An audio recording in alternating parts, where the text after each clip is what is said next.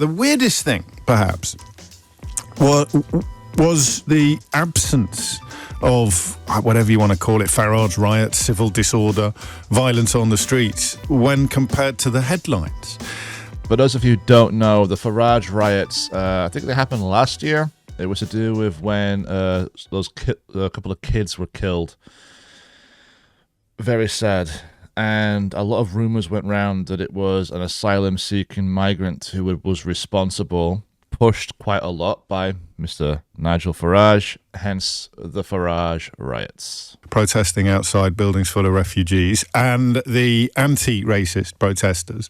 Someone actually goes to the trouble of counting them, and the reality of these stories is a tiny fraction of what the media coverage would suggest. I'll share some of the numbers with you shortly. Yeah, that's a fair point, actually. I noticed this myself the other day. It's like people would sort of say things like, oh, there's going to be a massive protest outside, X hotel. And like 20 people show up. It was like 20 protesters and say 10 or 20 counter protesters. These are not like, city emptying protests. It really makes me pause and wonder just how much of this has been overdone by the media because they just need clicks, they just need views, as opposed to just reporting the simple facts. It's the tail that wags the dog, isn't it? Everything now is driven by online metrics. Everything is driven by click counts and what gets the biggest reaction. It's as if the whole world has turned into a radio phone-in show.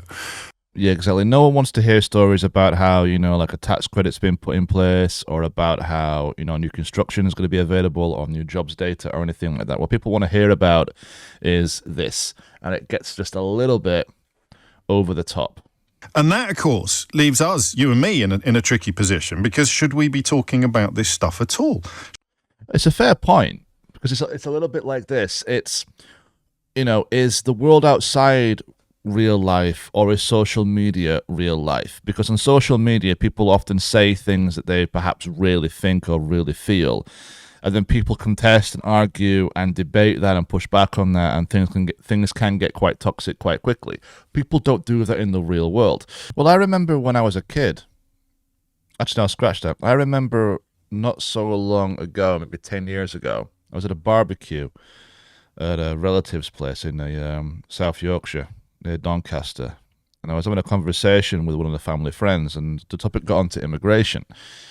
And I forget the lead up to it, but at some point he said that he was absolutely convinced that about half the population of South Yorkshire were immigrants. And it's worth pointing out that any time I went out and every time I looked around, all you would ever see were white working class people with Southern Yorkshire accents.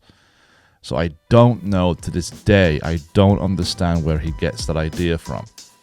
Okay, everyone, thanks very much. Again, if you've made it this far, do not forget to like and subscribe, and do not forget to check out the rest of my channel. Thanks very much.